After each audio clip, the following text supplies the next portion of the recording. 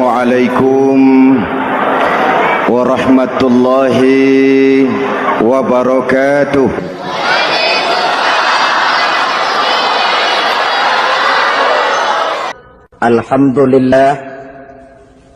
Alhamdulillahillazi ja'ala Ramadhana syahra siyama lil mu'minin.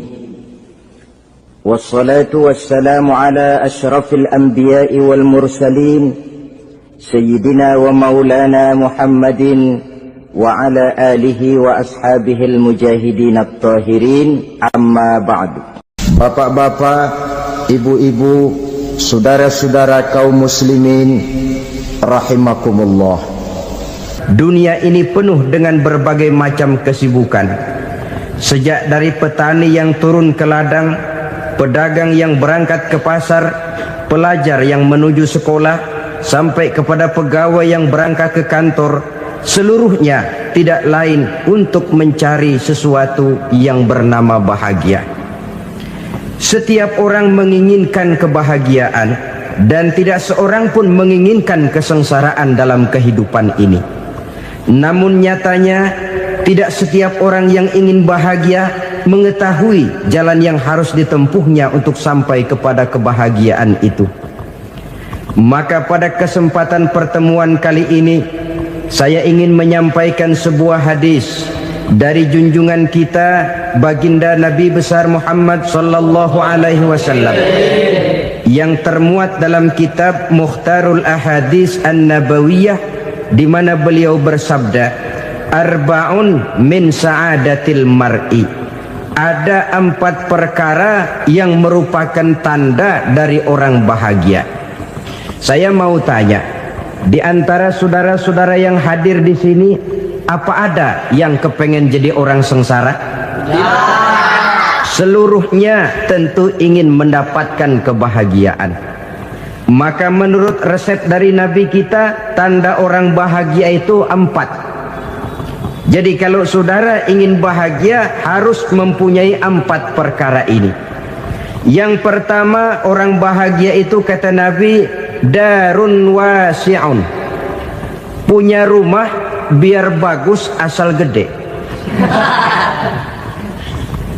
Enak ngaturnya, daripada sudah punya rumah kecil adanya di pinggir kali, gubuk, kalau hujan bocor, miring lagi, kiamat. Loh, kalau gitu Islam materialis dong. Hadis ini boleh diartikan dengan makna hakiki, arti yang sebenarnya. Boleh diartikan dengan makna majazi, arti kiasan. Kalau dia diartikan dengan arti kias, maka yang dimaksud darun wasi'un ay qalbun wasi'un. Rumah yang luas tidak lain daripada hati yang lapang. Karena di situ kunci kebahagiaan yang sebenarnya. Walaupun kita cuma tinggal di petak berukuran 2 kali 3 meter, kalau hati kita luas-luas rasanya rumah itu. Tapi biar rumah kita halamannya saja puluhan ribu hektar, ada kolam renangnya, kamar tidurnya tidak lagi terhitung. Kalau hati yang menempati rumah itu sempit, maka akan terasa sempit jugalah rumah itu. Tempat bergantungnya tidak lain adalah hati. Marilah kita mencoba melihat berbagai pandangan orang tentang bahagia ini. Ada orang menyangka bahwa bahagia itu kalau dia mendapatkan harta yang sebanyak-banyaknya. Siapa yang banyak harta, dialah raja. Apa yang dia mau, seluruhnya bisa dibeli. Keamanannya, dia bisa menyewa petugas. Seluruh fasilitas untuk menyenangkan kehidupannya bisa dibeli. Pendeknya, hartalah segala-galanya dalam kehidupan. Sampai ada pepatah mengatakan, innad darahima fil amakini kulliha taksur rijala mahabatan wa jalala. Sesungguhnya harta, dinar, dirham, uang, di mana-mana selalu bikin hebat orang yang memilikinya. Coba lihat, orang yang punya duit sama yang enggak punya duit, jangan gaya hidupnya, gaya jalannya aja lain. wa hiya lisanun liman arada fasahatan wa hiya silahun liman arada qitala. Uang adalah senjata yang paling ampuh bagi orang yang mau pergi perang, dan lidah yang paling fasih bagi orang yang mau bicara. Kalau bicara dengan lidah macet, cobalah bicara dengan harta, lancar. Sampai ada pepatah demikian, segalanya bisa diatur dengan harta. Maka di kalangan orang yang berpandangan semacam itu, seluruh kegiatan hidupnya hanya terfokus kepada bagaimana mengumpulkan harta yang sebanyak-banyaknya. Tidak peduli halal haram, tidak kenal sore pagi siang dan malam, tidak sempat sujud, jauh dari agama, jauh dari kehidupan yang bersifat ruhaniyah, jauh dari Allah dan sebagainya. Sampai dalam Al-Quran dikelompokkan dalam kelompok yang dinamakan lumazah. Allazi jama'a malahu wa 'addadah yahsabu anna malahu akhladah. Mereka mengumpul-ngumpulkan harta sebanyak-banyaknya dan menyangka bahwa harta yang banyak itu dapat mengekalkan hidupnya, mengekalkan kekayaannya, mengekalkan kebahagiaannya. Saudara hadirin yang berbahagia, kalau pandangan hidup ini benar, artinya kalau harta memang merupakan satu-satunya hal yang dapat membuat orang bahagia, tentu di rumah mewah tidak akan pernah ada tangis derita. Tentu di satu tempat di mana fasilitas hidup serba menunjang tidak ada yang namanya penderitaan. Tapi suka dan duka, sedih dan gembira, senyum dan tawa adalah milik setiap orang, baik dia punya harta maupun dia tidak punya harta. Nyatalah bahwa harta semata-mata bukan merupakan jaminan bahwa orang akan bahagia. Walaupun tanpa harta orang sulit untuk bahagia. Saya mau cerita, ada orang super kaya, namanya Aristotle Onesimus, raja tanker Yunani. Dia punya kapal tanker saja konon sampai 11 banyaknya. Punya perusahaan penerbangan yang disebut Olympic Airlines. Punya hotel di berbagai kota besar di dunia ini, sejak dari New York, London, Paris, Rome dan sebagainya. Bahkan punya pulau yang dia namakan Pulau Scorpio. Ini kan namanya sudah kaya nggak tanggung-tanggung, punya pulau. Nah, dia punya 2 orang anak, yang satu laki-laki namanya Alexander, yang satu perempuan namanya Maria Onesimus. Seluruh harapannya tertumpah kepada anak lakinya Alexander ini, yang akan meneruskan usahanya, meneruskan kekayaannya, meneruskan dinastinya. Apa yang terjadi? Ternyata anak yang dia harapkan yang bernama Alexander ini mati muda dalam kecelakaan pada waktu dia olahraga. Apa olahraganya? Namanya olahraga anak orang kaya, golongan jet set. Olahraganya olahraga pesawat terbang. Jatuh, ya nggak kapungut, habis mati. Tinggal satu anak perempuannya, Maria Onesimus. Tapi anak perempuan ini juga malah urakan. Terakhir dia pacaran, bahkan kemudian kawin sama orang Rusia. Rupanya Aristotle Onesimus ini broken. Kekayaannya yang berlimpah ruah, perusahaannya yang begitu banyak, siapa yang akan meneruskan? Siapa yang akan menggantikan? Sampai kemudian dia mengurung diri di Pulau Scorpio dan mati di sana secara mengenaskan. Seorang multi jutawan, seorang yang super kaya, mati menyendiri di pulau sepi. Ibarat kata pepatah, anak ayam mati di lumbung. Bukan kekurangan makanan, keurugan makanan. Begitu kehidupan Aristotle Onesimus. Dan banyak orang-orang yang sudah demikian kaya sampai dibingungkan oleh kekayaannya sendiri.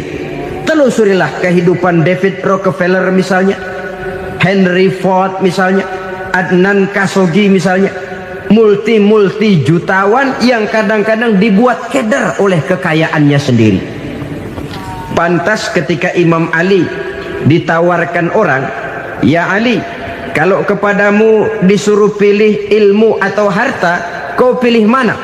Ya jelas pilih ilmu dong. Kenapa? Pertama, ilmu kalau kita berikan kepada orang lain tambah. Tapi harta kalau kita berikan kepada orang lain kurang. Saudara punya uang 10.000, dibagi orang 5.000, jelas uang saudara berkurang. Tapi saudara punya ilmu diberikan kepada orang lain bisa, saudara pun makin mantap. Tidak lantas jadi bodoh karena ngajarin orang.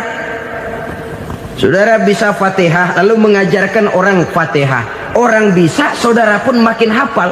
Tidak lantas setelah diajarin orang ilmunya hilang. Begitu datang dia minta orang, tolong ajarin saya Fatihah, udah habis, nggak ada.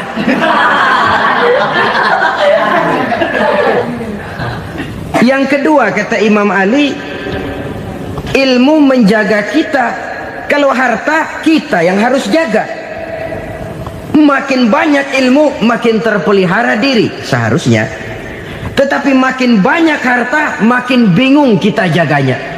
Sampai kadang-kadang kalau perlu seluruh keliling rumah dipasangi alarm. Belum cukup disewakan anjing besar-besar, pasang di depan pintu, awas anjing galak. Masih belum cukup juga, cari centeng tukang-tukang kepruk jaga rumah. Masih terasa belum aman, padahal rumahnya dikelilingi tembok besar. Di balik tembok ada pintu-pintunya tebal. Di balik pintu itu terbuka masuk kamar, kamar pun ada pintunya, pintunya pun kuat. Masuk ke dalam kamar ada lemari, lemarinya pun pintunya kuat, dikunci, kuncinya pun kuat. Tapi terhadap seluruhnya yang timbul cuma sekedar was-was saja. Kesimpulannya sekali lagi, tanpa harta orang memang sulit untuk bahagia. Tapi harta semata-mata tidak merupakan jaminan orang akan bahagia. Dengan hati yang luas, itu modal utama untuk mencapai kebahagiaan hidup. Orang yang hatinya luas, saudara-saudara, punya hati yang lapang, melihat kenyataan hidup ini, dia bersyukur senantiasa kepada Allah. Lantas tidak timbul hasud dan iri hatinya. Oleh karena itu jiwanya selalu lapang. Kalau tidak, cupik hati namanya. Dangkal pandangan, tidak senang melihat orang lain dapat nikmat, dan itu sering dijadikan contoh. Kalau orang yang lapang dada, dia lihat tetangganya beli TV baru, dia berkata, alhamdulillah ya, tetangga kita beli TV, mudah-mudahan kita bisa ikut nonton. Lapang dadanya. Tapi orang yang sempit hati, lihat tetangga beli televisi, meriang. Enggak diapa-apain, meriang. Besoknya dengar tetangga beli motor, makin sakit, ke rumah sakit. Lalu di rumah sakit dengar tetangganya beli mobil, mati. Disiksa oleh perasaannya sendiri. Orang kalau hati sudah sempit dalam hidup, kemanapun dia pergi, sempit rasanya medan kehidupannya. Kemudian kita melihat juga ada orang yang menilai bahwa bahagia itu katanya kalau punya kedudukan yang tinggi, pangkat yang agung, wibawa yang besar. Mungkin betul, tapi mungkin juga tidak. Bergantung kepada hati orang yang punya pangkat itu. Sama dengan harta tadi. Harta akan membawa bahagia kalau dia jatuh ke tangan orang yang berhati lapang. Tapi harta akan jadi bencana kalau jatuh ke tangan hati orang yang sempit. Pangkat akan membawa bahaya kalau jatuh di tangan hati orang yang sempit. Lebih dari itu, kenyataan mengajarkan kepada kita bahwa ternyata pangkat dan jabatan tidak selamanya memberikan kebahagiaan dalam kehidupan. Bahkan resikonya kelewat besar. Beberapa bukti kita bisa ambil dari para pemimpin dunia yang menjadi korban lantaran pangkat dan jabatan yang disandangnya. Saudara ingat Presiden Abraham Lincoln dan John Kennedy dari Amerika? Dibunuh orang. Park Chung-hee dari Korea Selatan, Ziaur Rahman dari Bangladesh, Anwar Sadat dari Mesir, terakhir Indira Gandhi dari India. menjadi korban dari pangkat dan jabatan yang disandangnya dari orang-orang yang tidak senang dia memegang jabatan itu. Dia akan mudah mengundang bencana. Sehingga pantas kalau seorang presiden terkemuka Amerika, Harry Truman namanya, dia mengatakan jabatan presiden itu, kata dia, seperti orang nunggang macan, naik macan. Harus kita taiki, kalau enggak dia bakal nerekam kita, ngeri katanya. Adapun orang yang hatinya lapang, kalau dia menerima pangkat dan jabatan, dianggapnya itu satu kesempatan untuk berbuat baik. Tapi orang yang berhati sempit, menerima pangkat dan jabatan, bukan kadang-kadang menerima, malah berusaha setengah mati mencapai dengan segala cara. Kalau perlu jilat atas, jilat atas. Jadi golongan sumuhun dawuh. Jadi kelompok kulon nuwun, yes sir, yang kerjanya cuma oke bos. Kalau perlu jilat atas, jilat atas. Kalau perlu injak yang bawah, injak yang bawah. Perlu sikut kiri kanan, sikut kiri kanan. Yang penting pangkat dapat, jabatan dapat. Orang yang semacam ini, kalau sudah mempunyai pangkat dan jabatan, biasanya dia tidak menganggap itu sebagai amanah, tidak menganggap sebagai kesempatan berbuat baik, tapi malah kesempatan untuk memperturutkan hawa nafsunya yang dilatar belakangi oleh kesempitan hatinya tadi. Apalagi kalau orang memperoleh pangkat karena banyak mengeluarkan uang. Seakan-akan pangkat dan jabatan itu sekarang macam proyek, pakai tender. Siapa yang berani bayar segini naik, nggak berani minggir.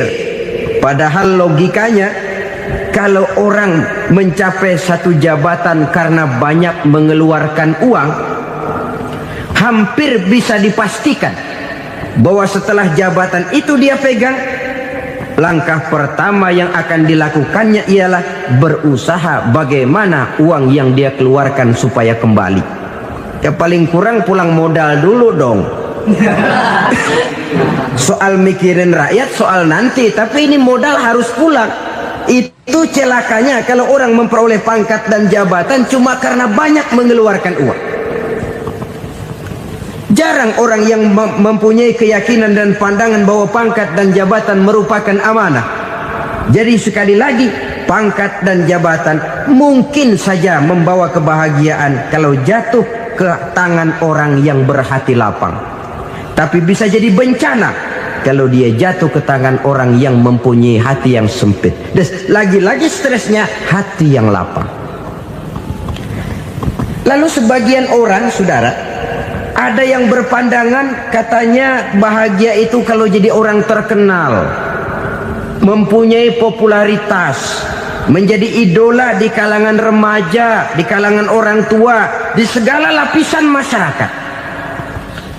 Padahal makin populer orang makin terikat dia.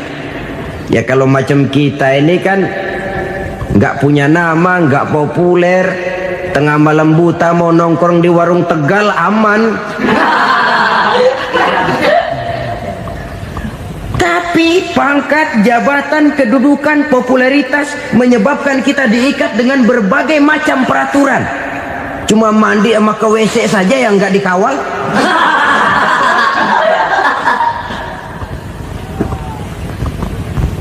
Benarkah popularitas, ketenaran membawa kebahagiaan? Mungkin, ya, tapi mungkin juga tidak. Kenapa? Banyak orang-orang populer yang mengakhiri hidupnya secara tragis. Kita ambil beberapa nama. Di Amerika tahun 60-an ada bintang seksi paling terkenal yang dijuluki sex bomb, bom seksi. Sampai sekarang jadi legenda, namanya Marilyn Monroe. Singkatan doublenya itu inisialnya MM, Marilyn Monroe. Terkenal top sampai dia mati tahun 62, namanya sekarang masih saja dibicarakan orang. Kenapa dia bunuh diri? Tidak punya hartakah dia? Banyak. Kurang populerkah dia? Seluruh dunia mengenalnya. Sejak rakyat kecil sampai pejabat tinggi dia punya hubungan. Kenapa? Jenuh. Dia terlahir dalam keadaan yatim. Setelah itu tidak lama dia berangkat remaja, ibunya meninggal. Pindah dari wanita asuh ke wanita asuh sampai 12 orang ibu angkatnya. Dan kekecewaan yang paling parah, setiap laki-laki yang dekat dengannya hanya seperti kapal berlabuh. Datang dan pergi silih berganti. Padahal dia merindukan seseorang yang bisa melindungi hidupnya. Dia rindukan itu dan dia tidak pernah menemukan. Itu yang akhirnya menyebabkan dia minum pil tidur kelewat dosis, minum obat tidur kebanyakan, ya tidur terus sampai sekarang.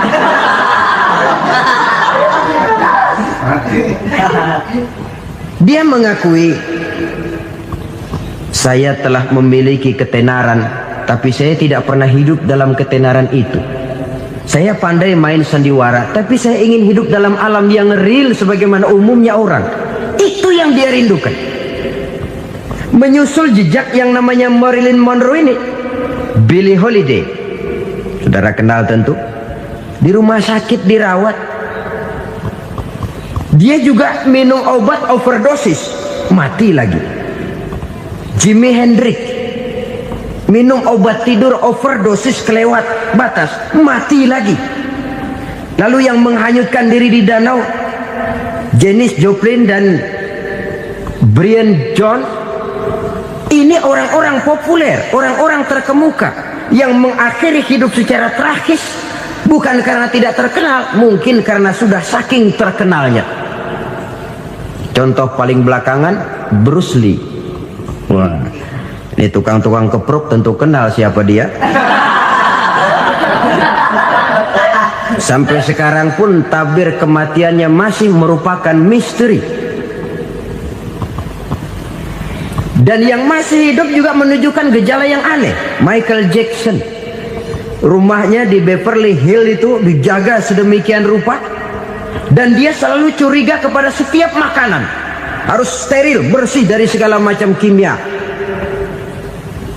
Kemana dia pergi, itu tukang-tukang kepruk sudah selalu menjaga dan mengawal, dan dia seakan takut menunjukkan mukanya yang asli. Hingga kalau tampil ke tengah di luar show, dia kadang memakai pakaian yang tidak menunjukkan dia yang sebenarnya, takut dikenali orang. Ternyata popularitas sering jadi momok yang meracuni kehidupan manusia. Oleh karena itu, benarlah junjungan kita pada saat beliau mengajarkan orang akan bahagia kalau dia mempunyai hati yang lapang. Nah, sekarang masalahnya untuk mendapatkan hati yang lapang, caranya bagaimana? Kita kembali kepada konsep Quran. Allah mengajarkan, ala inna bidzikrillahi tatmainnul qulub. Ketahuilah bahwa dengan banyak mengingat Allah, hati akan tenang, jiwa akan lapang. Dengan kata lain, dekat dengan agama, merasakan kehadiran Allah dekat dalam hidup. Itu muara pertama untuk mencapai hati yang lapang. Ala inna bizikrillahi tatmainnul qulub. Jangan macam orang sekarang ingin mendapatkan ketenangan lalu tapak di puncak gunung, di gua-gua, di tempat sepi. Iyalah kalau nggak ada ular. Kalau tergigit ular berbisa, ketenangan belum, mati jelas itu. Islam positif untuk mendapatkan ketenangan. Ala inna bizikrillahi tatmainnul qulubi. Bahwa ketahuilah bahwa dengan banyak mengingat Allah, hati akan tenang, jiwa akan lapang, nuansa pikiran akan luas. Karena yang namanya bahagia ada dimanapun manusia berada. Di kampung ada bahagia, di kota ada bahagia. Di ngarai, di lembah, di gunung, di hutan, di lautan, di angkasa luar, dimanapun bahagia itu ada kalau kita bermodalkan hati yang lapang ini. Dan hati akan lapang kalau kita dekat dengan agama. Dekat dengan harta buat sementara hati mungkin tenang. tapi ketenangan yang relatif dan temporer. Apalagi orang tiap kali tambah harta, tiap kali tambah rencana. Itu wajar.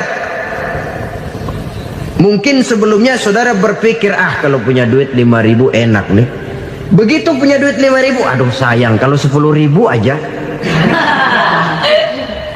Tiap kali tambah harta, tiap kali lain rencana. Makin banyak rencana, makin menjauhkan kita dari yang namanya ketenangan. Padahal ketenangan merupakan unsur utama untuk mencapai bahagia. Dan ketenangan itu bermuara dalam hati manusia. Tengoklah kehidupan ini. Orang yang banyak harta dengan orang miskin, berbedakah rasa sakit yang mereka tanggungkan? Rasanya tidak. Walaupun si kaya tidur di kasur empuk berselimutkan sutra mahal, sementara si miskin meringkuk di balai bambu yang keras dan kasar. Apabila maut datang, dia juga tidak pernah pilih bulu. Maut datang menjemput si kaya di singgasana keemasannya, dikelilingi oleh para pengasuh, dayang dan inang serta para pengawal. Dan maut pun datang menjemput si miskin papa, sehingga ia tergelepar di tepian jalan. Kedua-duanya bernama mati. Kalau nyata bahwa sakit yang ditanggung si kaya tidak beda dengan sakit yang ditanggung si miskin, bukan harta semata yang membuat orang bahagia. Hati yang tenang, jiwa yang lapang penuh kedamaian, karena banyak berzikir dan mengingat Allah, itu merupakan modal utama untuk mencapai sesuatu yang bernama bahagia.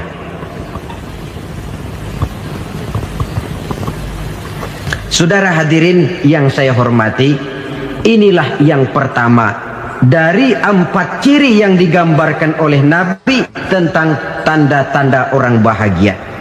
Dan harus berangkat dari yang pertama ini, hati yang lapang. Ini yang harus kita miliki lebih dahulu. Baru nanti akan menyusul kepada poin yang ketiga, kedua, dan selanjutnya. Sebab kalau hati sudah terisi dengan jiwa yang lapang, seluruh persoalan insya Allah akan bisa kita atasi dengan sebagaimana mestinya. Yang kedua sekarang, tanda orang bahagia menurut baginda Nabi, markabun syariah. Orang bahagia itu, kata beliau, punya kendaraan biar cepat asal lancar. Artinya kemana dia mau pergi mudah. Apa maksud hadis ini? Kalau kita kaji lebih dalam, kendaraan itu kan alat transportasi. Transportasi tidak lain adalah usaha memudahkan komunikasi. Pindah dari situ kepada teori bahwa manusia adalah zon political, makhluk bermasyarakat yang tidak bisa memenuhi kebutuhan hidupnya secara sendirian. Kita memerlukan keberadaan orang lain dalam kehidupan ini. Untuk memakai baju saja kita sudah perlukan petani yang tanam kapas, pabrik yang memintal kapas jadi benang, pabrik yang menenun benang jadi kain, sampai kepada mesin jahit, sampai kepada tukang jahit. Itu cuma untuk memakai pakaian saja. Tidak seorang pun di antara kita yang sanggup memenuhi kebutuhan hidupnya secara sendiri. Kita perlu orang lain. Maka kebebasan dalam arti mutlak, kebebasan tanpa batas, itu tidak mungkin ada dalam kehidupan. Karena kita mengadakan yang disebut interaksi sosial. Setiap kegiatan kita tentu melibatkan orang lain. Menurut kita barangkali kita bebas jalan di jalan raya semaunya, tapi orang lain berkendaraan pun merasa bahwa ini ada juga jalan haknya, dan begitu selanjutnya. Oleh karena itu, maksud dari kendaraan yang cepat ini adalah khulata'uhu ma'as solihin. Lingkungan pergaulannya terdiri dari orang-orang soleh. Pergaulannya luas. Kemana dia pergi ada temannya. Kesulitannya ada tempat dia cerita. Dan kesulitan kalau sudah diceritakan kepada orang lain, taruh kata orang itu tidak bisa menolong, namun menceritakannya kepada orang yang kita percayai, kan paling kurang sudah mengurangi beban jiwa, mengurangi tanggungan batin, merasa masih ada tempat kita cerita. Maka lebih baik orang awam yang mau bergaul ketimbang orang setengah alim tapi ngunci pintu. Sebab nantinya akan timbul sikap picik, cupik pandangan, dan tidak luas menghadapi kenyataan dalam kehidupan ini. Namun yang harus kita garis bawahi, pergaulan memang mesti luas. Namun jangan sekali-kali lupa bahwa pergaulan sangat besar pengaruhnya dalam ikut membentuk kepribadian manusia. Sehari-hari bisa kita bilang, kalau kita dekat sama tukang minyak wangi, sekalipun nggak dibagi minyaknya, baunya tentu dapat. Betul? Tapi dekat sama tukang elas, walaupun nggak kena apinya, asapnya mesti kena. Kalau Syauqi mengatakan lebih jelas lagi, man asyaral asrafa asa musyarrafan wa muasyiral anzali ghairu musyarrafin. Awalam taral jildal hakira muqabbalan bisagri lamma sara jildal mushaf. Siapa yang bergaul dengan orang mulia, dia bakal ikut menjadi mulia. Tapi siapa yang berteman dengan orang hina, dia tidak bakal ikut menjadi mulia. Tidakkah kau lihat, kata Syauqi, kulit kambing yang hina pun dicium orang ketika menjadi kantong Quran. Kulit kambing hina, kalau dia sendirian gak ada yang mau cium. Tapi begitu dia bergaul dengan Quran, menjadi kantong Quran, dipakein minyak wangi, ditaruh di tempat yang tinggi, mau diambil dicium dulu, dibawa dengan penuh hormat dan hati-hati. Kulit kambing yang hina lantaran berteman dengan Quran, numpang mujur. Tapi coba lihat kalau kulit kambing berteman dengan kayu, jadi beduk, habis. Zohor dikemplang, asar dipukul. Itu pun sedikit saja, cuma salah milih teman. Yang temannya Quran dihormati orang, yang temannya kayu lantaran jadi beduk, gelap-gelap subuh orang udah kemplangin.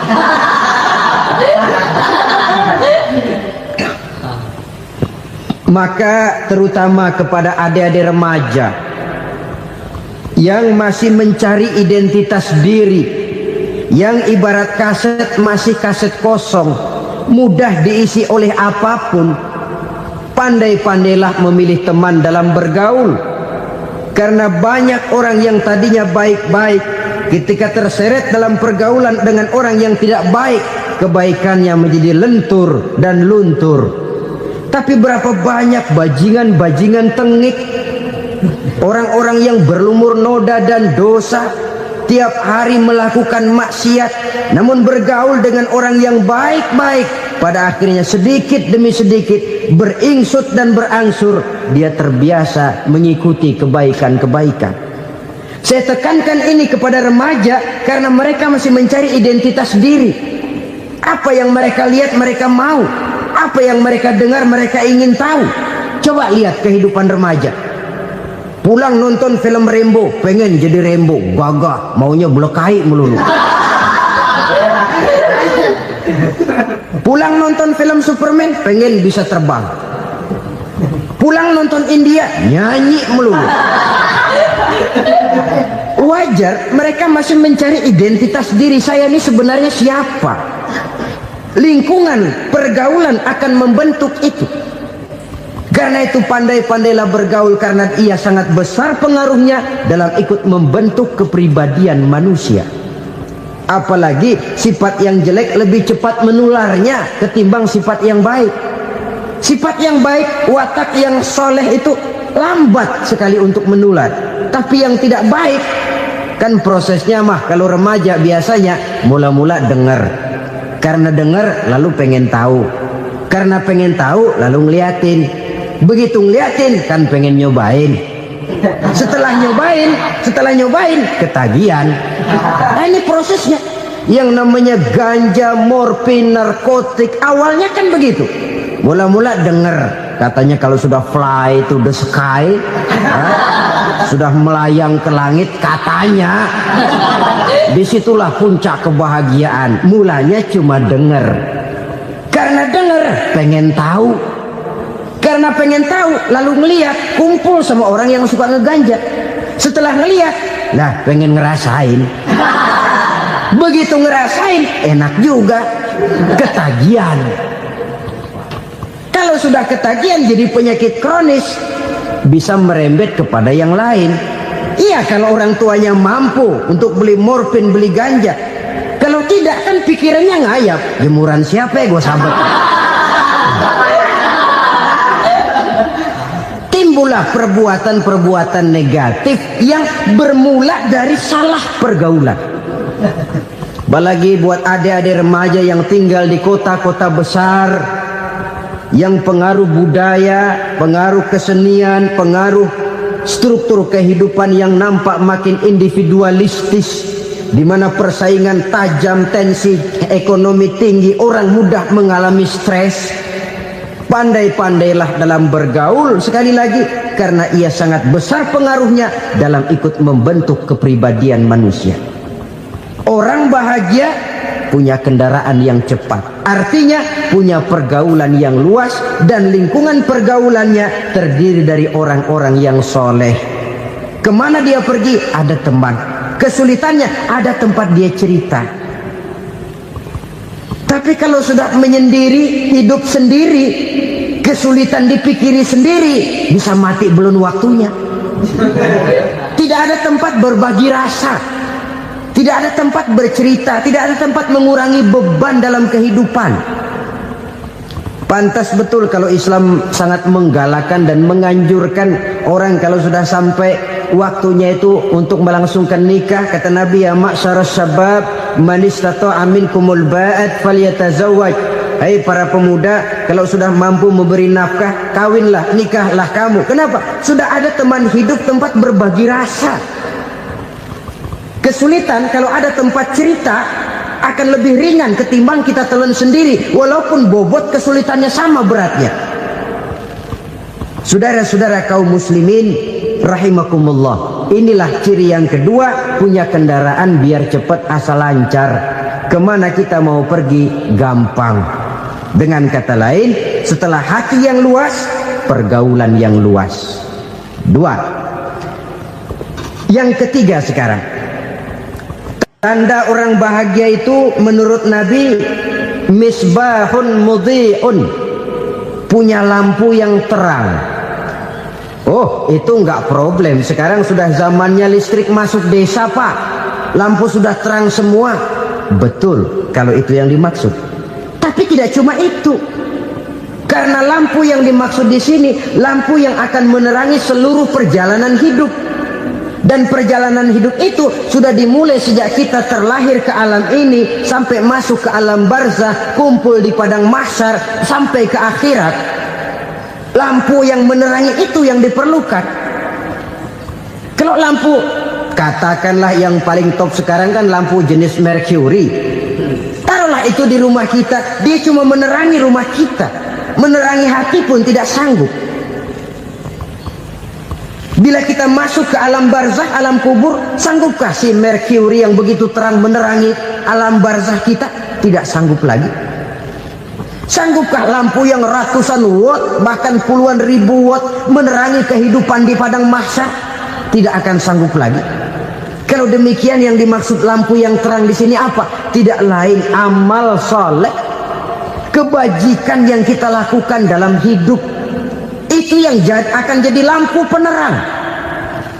Di dunia nama kita akan terang, jasad kita boleh hancur terkubur tanah, tapi nama kita akan dikenang orang. Begitulah kalau orang meninggalkan kebajikan dalam hidup seperti sekarang. Ribuan orang tiap saat berziarah ke kubur Imam Syafi'i, ke kubur Imam Malik, ke kubur Imam Ghazali, ke kubur orang yang baik-baik, orang yang soleh-soleh. Kebajikannya yang ditinggalkan, yang mengukir namanya dengan tinta emas.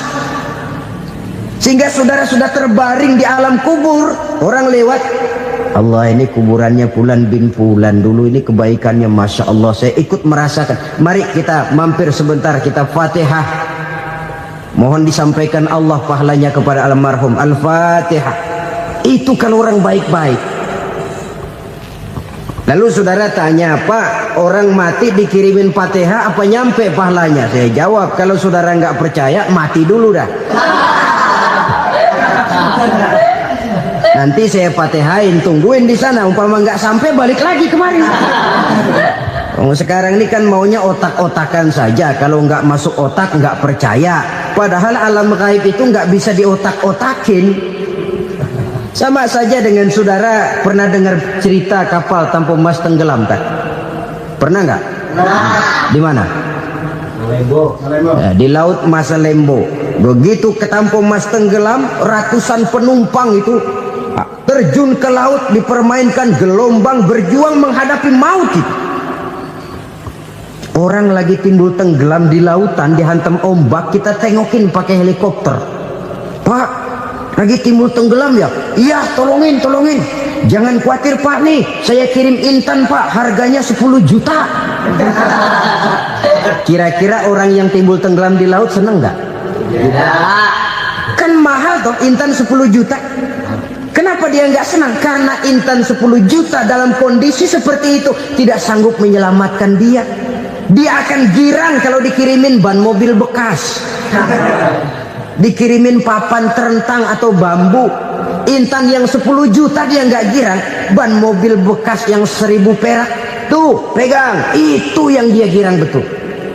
Inilah sebabnya Nabi berkata, mal mayyitu fi qabrihi illa kal ghariqil mutaghawwis.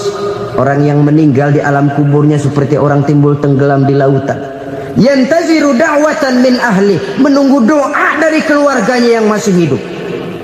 Duh, bapak saya sudah meninggal, saya sayang benar sama dia. Kirimin kulkas ke kuburannya Itu sama saja dengan tadi orang tenggelam di lautan dikirimi intan yang harganya 10 juta, tidak sampai. Begitulah kalau kebajikan yang kita tinggalkan dalam hidup, sudah mati pun kubur kita masih diziarahi orang. Tapi kalau jahat yang kita tinggalkan, boro-boro lah orang mau doa lewat dekat kuburan kita juga serem. Tuh bajingan no, dulu mati dipendem di situ tuh. Jangan lewat situ, ntar kesurupan, jangan. Lewat saja orang ngeri. Konon lagi membacakan Fatihah dan mengirimkan doa. Hidup pada hakikatnya adalah kesempatan untuk berbuat baik. Maka sekali kesempatan itu diberikan, manfaatkan dengan sebaiknya. Sebab kesempatan kedua tidak akan pernah ada. Kesempatan berbuat baik di sini, di akhirat sudah pembalasan namanya. Sekali kesempatan itu dicabut, dia tidak akan pernah dikembalikan lagi. Kata Iqbal, hidup tidak mundur ke belakang, Bung. Berhenti diinjak orang, mundur hancur. Tidak ada kata mundur dalam hidup ini. Berhenti diinjak orang, mundur kecebur. Tidak ada kata lain, harus maju dalam kehidupan, dalam artian yang positif. Hidup adalah kesempatan untuk mengumpulkan kebajikan yang sebanyak-banyaknya. Di situ nilai daripada manusia. Sekarang ini memang nggak kelihatan kok, orang yang banyak pahala sama yang banyak dosa nggak kelihatan kok. Barangkali kalau habis bikin dosa palanya pada benjol, mungkin orang takut sama dosa. Tapi sekarang sama saja, orang yang banyak dosa dengan yang nggak banyak dosa jalan bareng dari belakang, sama, nggak kelihatan beda. Tapi ada waktunya di mana pahala memegang peranan, di mana dosa diperlihatkan. Sama saja kalau kita bawa mobil siang, lampu kan nggak begitu berfungsi. Apa lalu bilang, alah ini lampu berat-beratin, copot-copotin aja dah. Tidak perlu begitu. Kenapa? Pada suatu saat malam senja akan datang. Bila matahari terbenam, senja pun datang, gelap mulai merayap, disitulah baru terasa perlunya lampu. Pahala begitu. Sekarang orang yang nggak ada pahalanya nggak kelihatan dalam kehidupan. Tapi pada suatu saat senja kehidupan akan datang. Ajal merenggut nyawa, malam merayap, dan hidup mulai diliputi kegelapan di alam barzakh. Dikala itu kalau nggak punya lampu, alangkah malangnya kita. Sebab amal yang baik, kata Nabi, di alam barzakh itu akan diciptakan menjadi perempuan yang cantik menemani kita. Amal yang jahat akan menjadi orang yang paling jelek nemenin kita. Udah di tempat gelap yang nemenin jelek.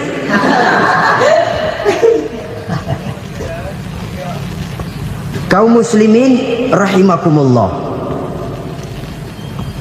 Kalau demikian masalahnya, tergantunglah kita pandai memanfaatkan waktu. Al-waktu kasayf, waktu itu cepat sekali. Yang namanya waktu itu tahu-tahu udah tahun 87, tahu-tahu udah begitu, tahu-tahu yang kemarin anak-anak sekarang udah pada punya anak. Tahu-tahu saja itu. Begitu cepat waktu berlalu. Kalau tidaklah pandai kita memanfaatkannya, akan rugi kita. Nabi bersabda, "Man kana yaumuhu khairun min amsihi fahuwa rabih." Barang siapa yang hari ini lebih baik daripada hari kemarin, itu orang untung. Hari ini lebih baik daripada kemarin. Bulan ini lebih baik dari bulan kemarin. Tahun ini lebih baik dari tahun kemarin. Itu orang yang beruntung. Tahun kemarin sembayangnya maghrib doang, sekarang udah tambah isya.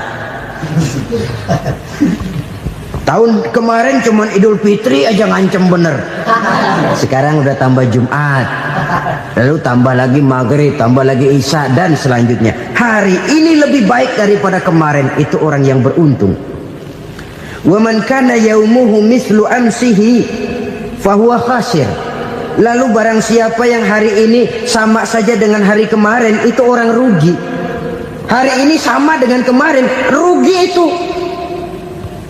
Bulan ini begitu, bulan kemarin begitu, tahun ini begitu, tahun lalu juga begitu. Rugi itu orang. Rugi apa? Rugi umur. Umur tambah, amalan gak pernah tambah. Dan saya pikir lebih merupakan azab ketimbang nikmat kalau orang dikasih panjang umur cuma untuk numpuk dosa. Mending mana? Panjang umur banyak dosa sama pendek umur dikit dosa? Mending mana? Mending mana? Ya, paling mending tentu panjang umur banyak pahala. Tapi kalau tidak, sekali lagi, lebih merupakan azab ketimbang nikmat kalau orang diberikan panjang umur tapi cuma untuk sekedar menumpuk dosa. Kehilangan kesadaran bahwa dunia bukan terminal akhir dari satu perjalanan. Dia cuma halte di mana kita berhenti sebentar untuk menuju kepada terminal yang hakiki. Saudara-saudara kaum muslimin rahimakumullah. Inilah lampu yang akan menerangi kehidupan. Amal yang kita lakukan di dalam kehidupan. Jadi yang dimaksud dengan lampu yang terang, kebajikan yang kita kerjakan dalam hidup. Nah, setiap orang di awal tadi saya bilang ingin bahagia. Bahagia itu kan hakikatnya kumpulan senang dan selamat. Senang, selamat. Apa bedanya? Senang tapi tidak selamat, nggak bahagia. Selamat tapi nggak senang, nggak bahagia orang. Contoh, kalau orang korupsi, duitnya banyak, senang dia, tapi keselamatannya. Ada tentara baris di samping rumahnya udah bingung, padahal tentara latihan. Tentara cuma latihan, dia bingung. Senang, tapi karena keselamatannya tidak terjamin, dia tidak bahagia. Sebaliknya pegawai negeri jujur benar, cuma segaji-gajinya, selamat, nggak korupsi, tapi melarat, ya nggak bahagia juga, kurang senang. Kesenangan dan keselamatan untuk dunia saja, ya sekali lagi, kalau cuma sekedar untuk dunia saja, bisa dibeli pakai uang. Bisa dibeli pakai uang. Saudara ingin selamat, bisa dibeli pakai uang. Saudara ingin senang, bisa dibeli dengan uang. Tapi setelah mati, masuk ke alam barzah, habis kekuasaan uang. Nggak bisa lagi beli keselamatan pakai uang. Tidak mungkin lagi membeli kesenangan dengan uang. Di situ pahala yang megang peranan.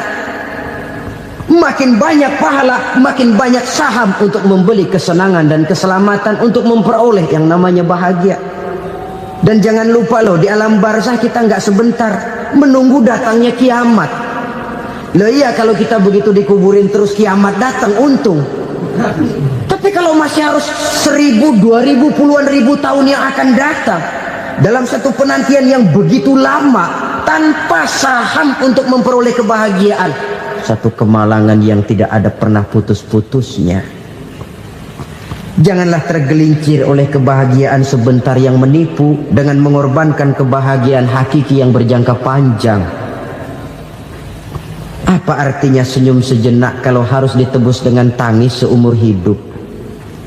Biarlah kita minum jamu, pahit memang, getir memang, tapi kan besok badan sehat. Daripada sekarang minum sirup, manis memang, enak memang, tapi bibir pada jontor besok. Sirawan, batuk, nggak karu-karuan. Banyak orang tertipu oleh kesenangan yang sebentar, padahal laisa kullu ma yalma'u zahaban. Belum tentu semua yang berkilat itu emas. Belum tentu semua yang gemerlap itu intan.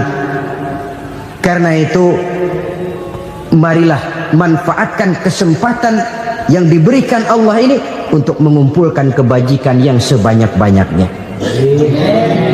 Yang terakhir sekarang, yang keempat, tanda orang bahagia kata Nabi. Zaujatun salihah. Orang bahagia itu tanda yang keempat kata Nabi, punya istri biar cakep asal taat. Sudah surga itu sudah. Cakep taat. Istri kayak gitu, kalau belum mati jangan dikuburin dulu. Sudah cakep taat lagi. Tapi kadang-kadang enggak, udah jelek ngadat melulu. Apa yang mau dipilih? Sebab itu Quran mengatakan istri pakaian untuk suami, suami pakaian untuk istri. Kenapa suami istri diibaratkan pakaian? Alangkah tingginya gaya bahasa Quran ini. Suami istri teman hidup, hidup perjalanan panjang. Sejak kita dalam rahim sudah ada hidup kan di sini.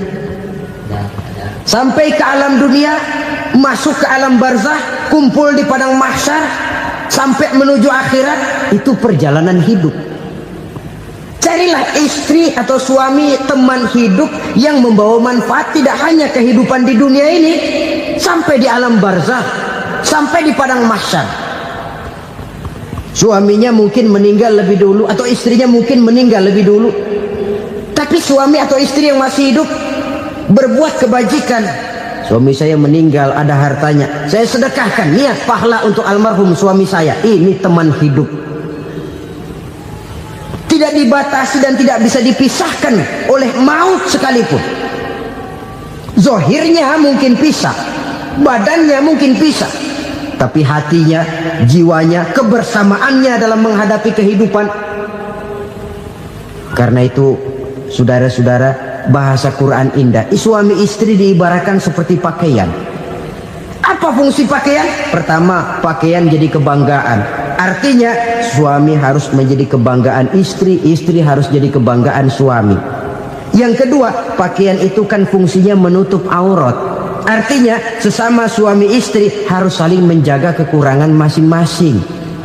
Jangan malah sesama suami istri saling membongkar rahasia dan aibnya sendiri-sendiri. Istrinya diceritain jeleknya di mana-mana, atau suaminya dibongkar rahasianya di pasar umum.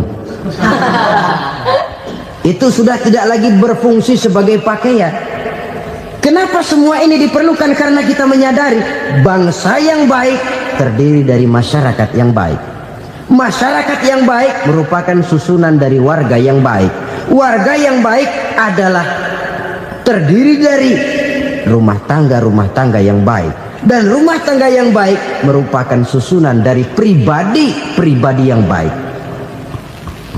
Dari situ langkah dimulai.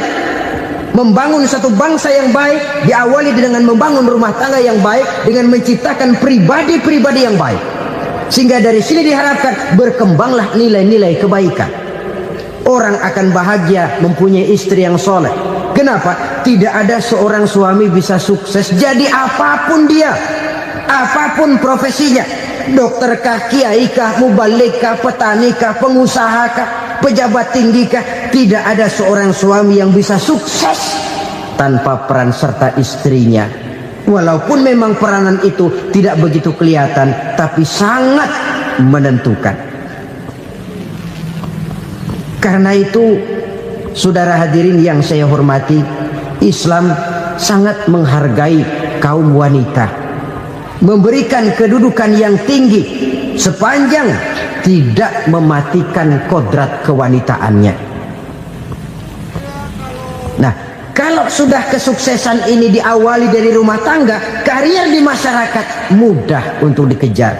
Tapi keberantakan di rumah tangga merupakan kegagalan pertama di tempat lain. Nah, inilah saja yang dapat Al-Fakir sampaikan pada pertemuan kali ini. Selalu berusaha menyimpan sesuatu yang bisa membawa manfaat, baik untuk dirinya, untuk anak cucunya, maupun untuk keluarganya, untuk masa kini dan masa depannya. Kadang simpanan itu berbentuk uang, kadang berupa tanah, lain saat berbentuk pabrik, dan lain sebagainya. Sementara masa depan yang paling pasti adalah akhirat. Jika untuk masa depan dunia kita rela memeras keringat, membanting tulang, pergi pagi dan pulang petang, menyimpan uang, menyimpan tanah, menyimpan pabrik, pernahkah kita merenung jika satu saat kiamat datang, kita dibangkitkan dari kubur masing-masing, berdiri di padang mahsyar untuk mempertanggungjawabkan seluruh kegiatan hidup kita di dunia ini, lalu kita akan menuju ke alam akhirat. Sudahkah kita mempunyai simpanan untuk akhirat kita? Pada pertemuan kali ini saya ingin menyampaikan sebuah hadis di mana Rasulullah sallallahu alaihi wasallam bersabda, "Arba'un min kanzil jannah." Simpanan sorga ada 4 macam. Yang pertama, ikhfa'us sadaqah, menyembunyikan sedekah. Saudara-saudara kaum muslimin, sebagaimana yang kita maklum bahwa Allah Subhanahu wa taala melebihkan sebagian rezeki dari kita terhadap yang lain. Ada yang kaya, ada yang setengah kaya, ada yang miskin, ada yang setengah miskin, dan selanjutnya. Ada yang gajinya kecil tapi penghasilannya gede. Ada yang penghasilannya gede tapi nggak punya gaji. Ada juga yang memang gajinya gede dan penghasilannya gede. Kelebihan rezeki merupakan sunnatullah dan tidak harus membuat kita merasa lebih dari yang lain. Bahkan sebaliknya, kelebihan itu harus membuat kita ringan tangan untuk menolong mereka yang memang memerlukan pertolongan. Kalau saudara diberikan ilmu, maka pertanyaan akhirat cuma satu: ilmumu kau amalkan untuk apa? Kalau saudara diberikan umur yang panjang, pengadilan akhirat juga bertanya satu: umurmu kau habiskan di mana? Tapi kalau saudara diberikan harta, pengadilan akhirat akan bertanya 2: hartamu kau dapat dari mana? Kau belanjakan kemana? Dari mananya ditanya dan kemananya juga ditanya. Oleh karena kita akan dimintakan pertanggungan jawab, maka amanah yang bernama harta ini harus kita gunakan dengan sebaik-baiknya. Ada penggunaan yang merupakan kewajiban, itu zakat namanya. Ada penggunaan yang sewaktu-waktu, itu infak namanya. Ada yang lebih sewaktu-waktu lagi, dan itu sedekah namanya. Zakat dia terikat oleh haul dan nisab, oleh putaran batas waktu dan ukuran dari harta itu sendiri. Sedangkan infak terikat oleh situasi dan kondisi perekonomian seseorang. Sedangkan sedekah tidak terikat dengan apapun. Dalam kondisi seperti apapun kita bisa melakukan sedekah dengan yang terkecil sekalipun. Sampai-sampai Rasulullah sallallahu alaihi wasallam mengajarkan, la tahqiranna minal ma'rufi syai'an walau an talqa akhaka biwajhin talik. Atau ada hadis, tabassumuka fi wajhi akhika laka shadaqah. Senyumanmu kepada temanmu adalah sedekah. Jadi untuk melakukan sodakoh tidak harus dalam berbentuk uang. Dengan ilmu kita bisa sodakoh, dengan tenaga kita bisa bersodakoh, dengan pikiran kita bisa bersodakoh, bahkan senyum kepada teman itu pun sodakoh. Jadi kalau sodakoh dengan uang memang belum punya uang, nyengir aja banyakin. Itu asal pada tempatnya, jangan lalu ketemu tiang listrik cengengesan. Tentu tidak pada tempatnya dan tidak wajar. Nah, sodakoh yang paling dicintai Allah adalah sodakoh yang disembunyikan. Artinya jauh dari sifat riya. Kan kadang-kadang ada orang sedekah itu disebutkan namanya, apa tidak bagus? Kalau memang niatnya ikhlas, ya bagus-bagus saja. Untuk memberikan sugesti kepada yang lain. Si Fulan bin Fulan nyumbang sekian, diumumkan. Boleh kalau niatnya untuk memberikan rangsangan kepada yang lain supaya dia menyumbang lebih besar dari orang tadi. Tapi kalau itu mendatangkan riya, maka sodakoh yang paling dicintai Allah adalah sodakoh yang disembunyikan. Tangan kiri saja tidak tahu apa yang diberikan oleh tangan kanan. Sedekah yang dilakukan dengan ikhlas akan merupakan perbendaharaan surga, tersembunyi dari pandangan orang lain, tidak seorang pun tahu. Karena memang sikap yang baik adalah melupakan kebaikan dan mengingat kesalahan. Itu salah satu ciri orang bahagia. Orang yang selalu mengingat kesalahannya dan berusaha melupakan segala kebaikannya. Kalau dia akan ada kebaikan, dia tidak bisa ikut, dia merasa rugi karena dia merasa belum pernah berbuat baik. Tapi kalau akan melakukan kesalahan baru, dia ingat kesalahan yang sudah-sudah, sehingga terhalang baginya untuk melakukan satu kesalahan baru.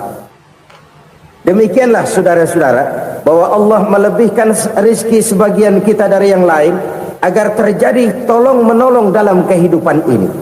Jadi kesenjangan yang nature, kesenjangan yang alami itu sunnatullah. Ada yang kaya, ada yang miskin, ada yang kelas menengah. Nah, kenapa lalu sekarang kita berusaha mengentaskan kemiskinan? Oleh karena adanya kesenjangan struktural. Kalau yang kaya bisa semakin kaya, kenapa yang miskin tidak bisa naik jadi ikut sedikit kaya? Sebab pada dasarnya Islam adalah agama yang sejak turunnya sudah berupaya memerangi kemiskinan. Bahkan dikatakan kemiskinan itu mendekatkan kepada kekufuran. Orang kalau miskin udah dekat banget sama kafir. Gampang menjadi kafir. Berapa banyak saudara-saudara kita yang oleh karena soal perut, oleh karena soal materi, terpaksa meninggalkan dan menanggalkan akidahnya, menjual petunjuk yang diberikan Allah dengan kesenangan dunia yang cuma sebentar ini. Na'udzubillah summa na'udzubillah. Jadi makin kita sembunyikan satu sedekah, semakin banyak perbendaharaan kita di surga. Sedekah yang paling dicintai Allah adalah sedekah yang disembunyikan. Malahan ada seorang sufi, dia punya kebiasaan kalau pergi sholat Jumat dia bawa uang, itu uang dia taruh di bawah tikar masjid. Dia niat sedekah kepada siapa saja yang nemuin itu duit. Maksudnya apa? Supaya yang nemuin nggak tahu siapa yang punya duit. Demikian dia saking ingin menyembunyikan sedekahnya. Karena sifat riya itu bisa memakan amal kita sendiri. Riya itu termasuk menyebut-nyebut kebaikan kita. Orang yang suka nepuk dada, sedikit-sedikit ngitungnya kalau nggak gua. Tuh kalau nggak gua tuh yang belas itu kalau nggak gua, iya kalau nggak lu kenapa emang? Orang yang suka menepuk jasad, tuh biasanya memang begitu saudara-saudara. Kalau perang lagi berkecamuk, orang nggak sempat ngaku jadi pahlawan. Tapi begitu perang selesai, yang kagak kenal bedil ngaku pahlawan, mas. Itu sesuatu yang biasa. Oleh karenanya orang-orang yang ikhlas dalam bersedekah, disembunyikannya sedekah itu Allah cinta betul. Malahan ada hadis memberikan jaminan, inna shadaqatal mar'il muslimi tazidu fil umri wa tadfa'u mitatas su'i.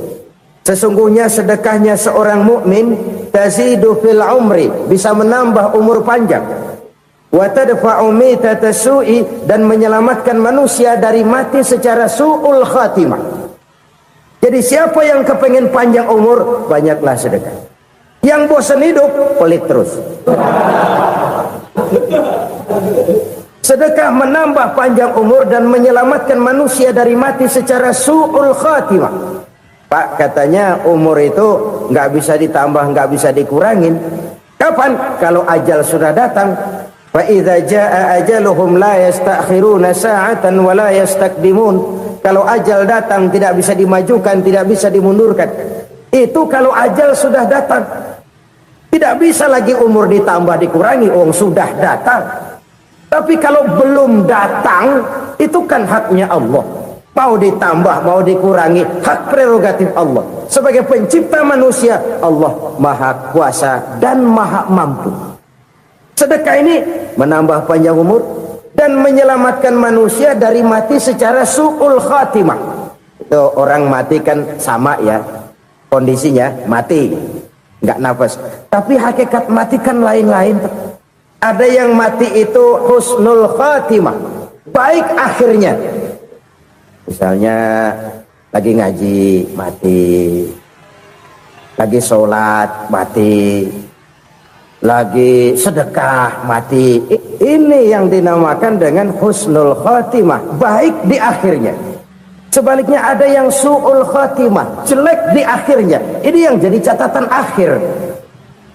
Lagi nyekek botol, mampus. Lagi banting kartu, modar. Su'ul khatimah, jelek pada akhirnya. Sedekah menyelamatkan manusia dari mati secara su'ul khatimah. Dan kita semua kepengen mendapat husnul khatimah, jauh dari su'ul khatimah. Oleh sebab itu yang bisa menyelamatkan kita dari penyakit itu antara lain adalah sedekah yang disembunyikan, yang dikerjakan dengan ikhlas karena Allah, tidak karena kepengen dipuji orang, tidak karena ingin dikatakan orang pemurah. Sebab orang dermawan itu orang yang memberi tanpa harus diminta. Kalau masih harus diminta, ya belum dermawan namanya, masih harus diminta. Kalau nggak diminta ya tulus, lolos, polos. Saudara-saudara kaum muslimin rahimakumullah, harta adalah amanat dan akan kita pertanggungjawabkan. Allah melebihkan rizki sebagian kita dari yang lain agar kita saling tolong menolong, bantu membantu. Nabi janjikan siapa yang meringankan beban saudaranya muslim di dunia, Allah akan meringankan bebannya di akhirat nanti. Sebuah jaminan dari baginda Nabi. Si orang yang kita bantu barangkali tidak bisa membalas, Allah yang akan membalas lewat jalan lain yang tidak pernah kita sangka-sangka.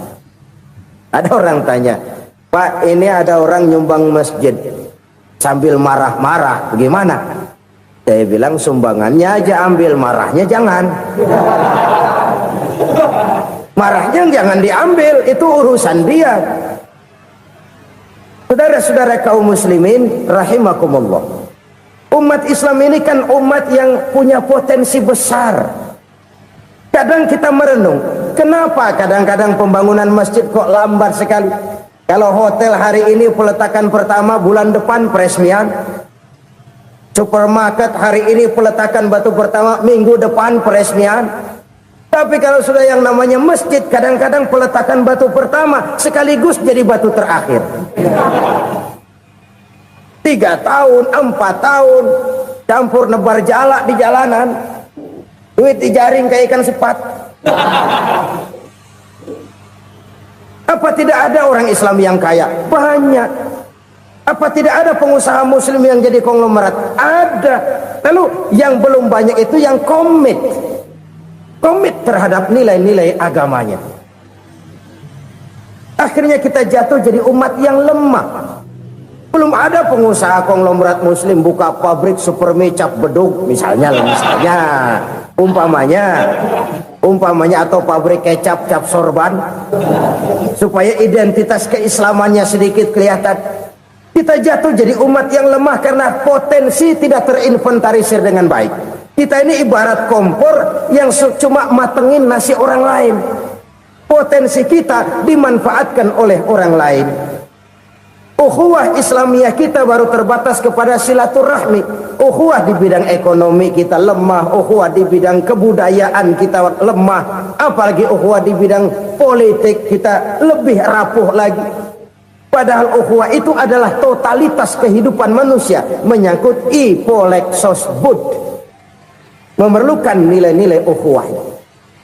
Jadi oleh karena itu mari kita menyadari di dalam harta kita, walaupun kita yang cari pergi pagi pulang sore peras keringat banting tulang, di sana ada harta anak yatim, di sana ada hak masjid, di sana ada hak pesantren, di sana ada hak jihad.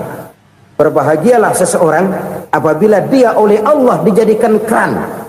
Keran itu menyimpan air, tapi tidak untuk dirinya, tapi disalurkannya kepada mereka yang memang memerlukannya.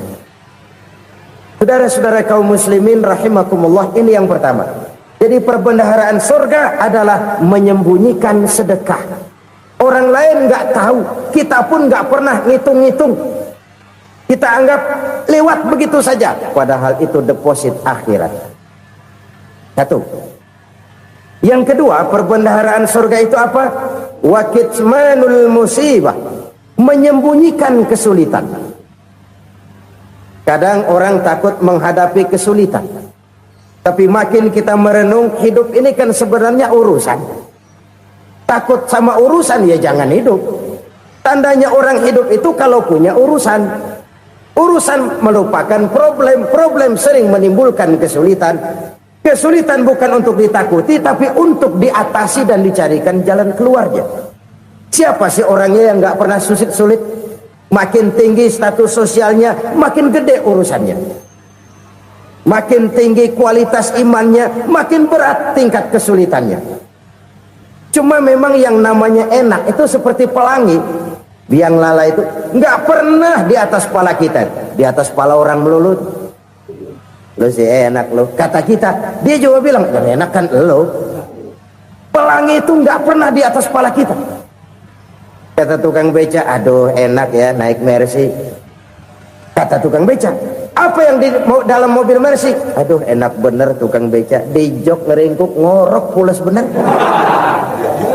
Saya kamar pakai AC sejuk, tempat tidur sutra empuk, alga spring bed, kulak kulik nggak bisa pulas kalau belum minum Valium, belum tidur. Enak bener tukang beca, di jok ngorok nggak tahu wetan kulon. Si tukang beca bilang yang di Mercy enak, yang di Mercy bilang tukang beca enak. Inilah enak, nggak pernah di atas kepala kita, di atas kepala orang lain melulu enak itu. Nah saudara-saudara,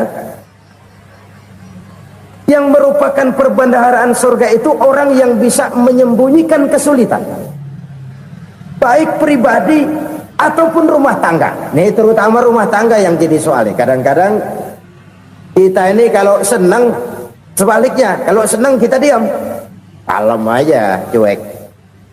Banyak banget duit kita bawaan, diam aja udah. Malah ketemu orang takut. Tapi begitu susah, sekampung tahu. Padahal Nabi mengajarkan perbendaharaan surga itu menyembunyikan musibah, menyembunyikan kesulitan. Kalau enak, cerita sama orang-orang. Kalau nggak enak, rasain sendiri, tekan sendiri, atasin sendiri. Kita kan sebaliknya, tenang kita diam, asal lagi susah, paling tidak kita nyari teman buat cerita kesusahan. Siapa orangnya yang nggak pernah susah? Cuma soalnya bagaimana kita mengatasi kesusahan itu sendiri. Begitu juga misalnya kalau orang sudah berumah tangga, itu orang tuanya harus menjadi tempat dia cerita yang enak-enak saja. Yang nggak enak rasain berdua, selesaikan berdua, atasin berdua. Jangan dibalik. Asal senang diam, giliran susah saja. Maknya laporan. Terbalik. Bisa menjaga security informasi. Maka nama bayam keluar diam, malah seluitan. Enak amat lo makan daging ayam.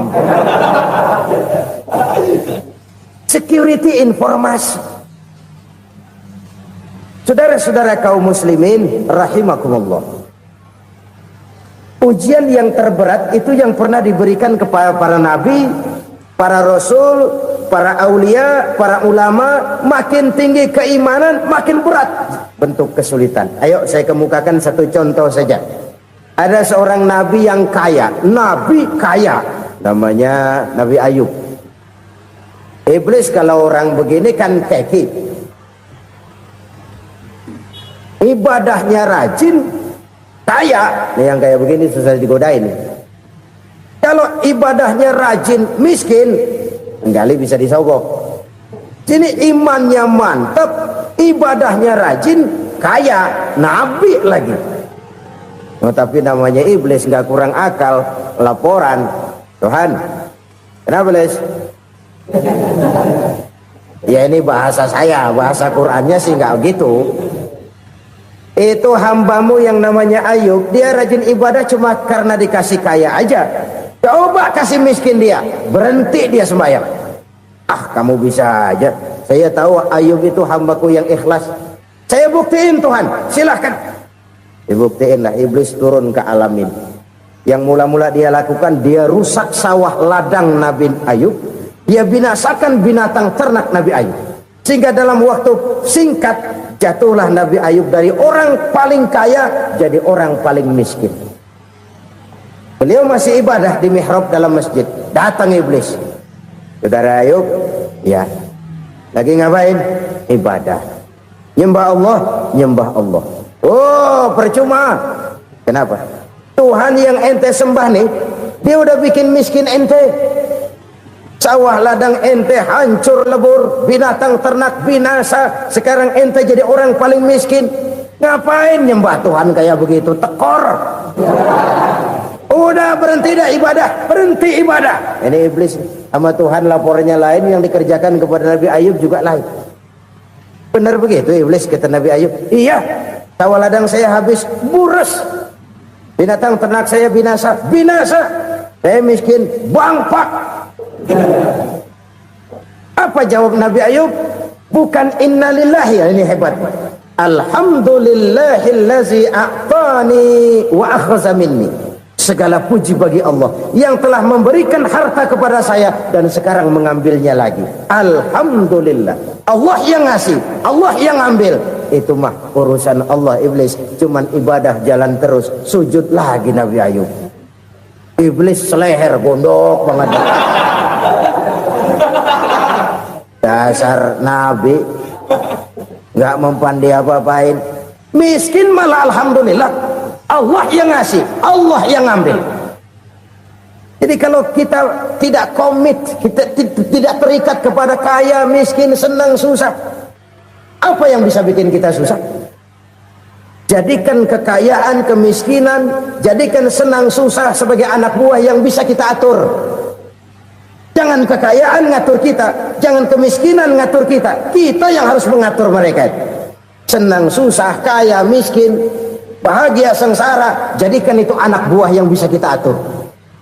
Kalau sekarang kita kaya, lain saat boleh jadi kita miskin, semiskin-miskinnya. Allah yang ngasih, Allah yang ambil.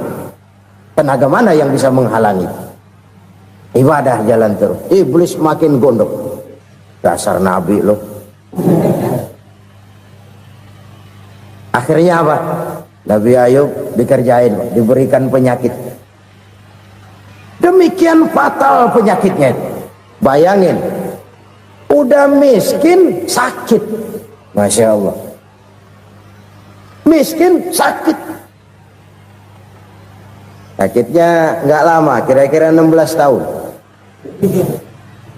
Istrinya 3, 2 mental minta ceraiin. Ngerawatin laki bengek begini. Senang belum tentu, susah udah pasti nih. Cerai aja, cerai dah. Cerai. Tinggal satu Siti Rahmah yang setia menemani beliau. Sesetia-setianya hati perempuan. Satu saat Siti Rahmah bilang, "Bang, iya, abang kan Nabi, Bang. Lalu, namanya Nabi kan doanya jarang meleset, Bang. Maksud kamu minta kenapa sih sama Tuhan biar abang sembuh, baik dah, Bang?" Siti Rahmah, "Iya. Saya sakit berapa tahun sih dah? 16 tahun, Bang. Sebelum ini saya sehat berapa tahun? Ya kira-kira 60 tahun, Bang. Nah, coba ente banding-bandingin, Rahmah. Saya dikasih sehat 60 tahun. dikasih sakit 16 tahun, sudah nggak sabar mau doa kepada Allah minta sembuh. Saya malu kepada Allah. Diuji dengan yang luar biasa seperti ini, tidak mengganggu stabilitas kehambaannya. Dia tetap menghamba kepada Allah Subhanahu wa ta'ala. Saudara-saudara kaum muslimin rahimakumullah, kunci menghadapi kesulitan itu apa? Allah jelaskan dalam satu ayat, wa basyiris sabirin alladzina iza asabathum musibah qalu inna lillahi wa inna ilaihi raji'un. Gembirakan orang-orang yang sabar. Siapa mereka itu?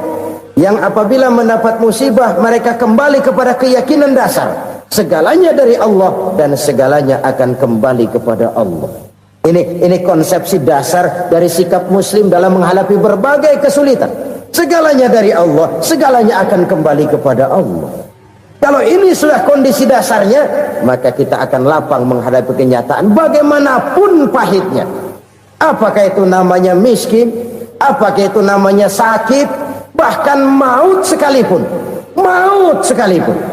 Segalanya dari Allah, segalanya akan kembali kepada Allah. Ini sikap hidup, bukan sekedar ucapan. Kita kadang-kadang menjadikannya sebagai ucapan. Mulutnya sih nggak berhenti, innalillahi wa inna ilaihi raji'un, tapi nangisnya terus gerung-gerungan. Bukan itu, ini kesadaran moral. Kalau segalanya dari Allah, segalanya kembali kepada Allah, kan sebenarnya cuma nunggu giliran. Hari ini saya nyembayangin dia, entah hari apa saya disembayangin orang. Hari ini saya antar dia ke kubur, entah hari apa orang nganterin saya ke kubur. Hari ini saya tahlilkan dia, entah nanti kapan orang tahlilkan saya. Segalanya dari Allah, segalanya akan kembali juga kepada Allah. Oleh sebab itu saudara-saudara, kesulitan bukan untuk ditakuti. Kesulitan justru untuk diatasi, dicarikan jalan keluarnya. Dan tidak ada orang yang tidak pernah mendapat kesulitan. Tidak ada. Semakin tinggi status sosial, semakin tinggi kualitas keimanan, semakin besar juga tingkat kesulitan. Hanya saja bagaimana cara kita mengatasinya. Dan Al-Quran menyatakan, inna ma'al usri yusra. Di balik kesulitan itu pasti ada kemudahan. Roda itu berputar. Karena itu Rasulullah sallallahu alaihi wasallam mengingatkan kepada kita, ta'arraf ilallahi fir raha ya'rifka fis syiddah. Ingatlah kepada Allah di waktu kamu senang, supaya Allah ingat kepada kamu di waktu kamu susah. Kalau waktu senang kita ingat kepada Allah, kita susah, Allah tidak akan meninggalkan kita. Tapi kalau waktu senang kita jauh dari Allah, sujud tidak sempat, dengan masjid jauh, ketika senang kita lupakan Allah. Nanti begitu kita susah, Allah lupakan kita. Dan itu menyakitkan. Oleh karena itu orang-orang tua kita dulu bilang, kalau lagi sehat ingat-ingat lu bakal sakit nanti.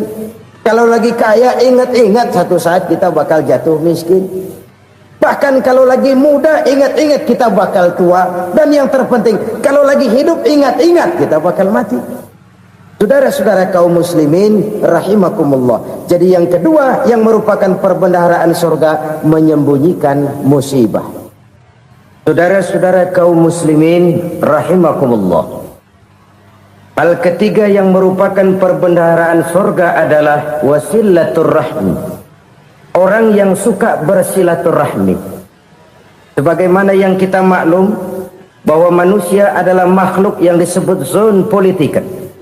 Makhluk sosial yang tidak mungkin hidup sendiri-sendiri. Betapa dan siapapun kita memerlukan orang lain. Bodoh betul manusia kalau tinggal di tengah masyarakat tapi tidak mau bermasyarakat. Merasa hebat sendiri, pintar sendiri, gagah sendiri, kaya sendiri. Mungkin kalau mati juga ngubur sendiri.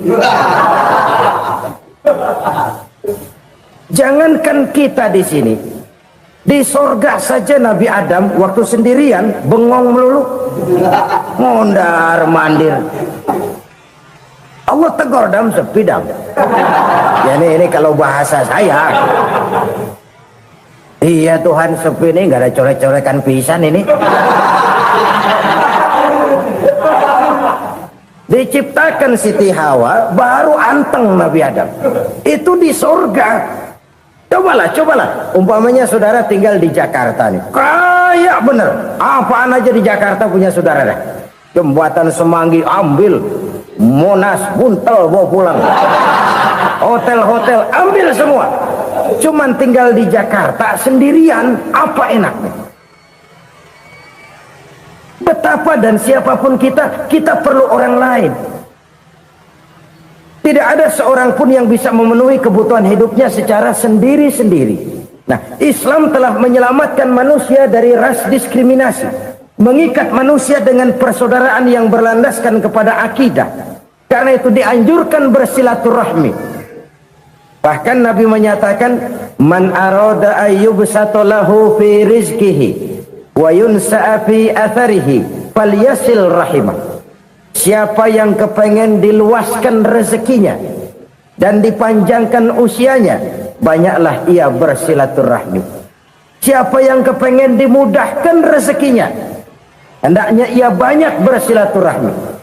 Kalau banyak teman, kesulitan kan paling tidak ada tempat cerita. Udah susah, sendirian kita pikirin diri, nggak ada tempat tukar pikiran. Cepet banget sama bengek. Dilawan sendiri. Nah, secara makro kita bisa berkata, tidak mungkin ada kemenangan kalau tidak ada kekuatan. Tidak ada kekuatan kalau tidak ada kesatuan dan persatuan. Tidak mungkin ada kesatuan dan persatuan tanpa semangat silaturahmi. Kalau umat Islam mau menang, dia harus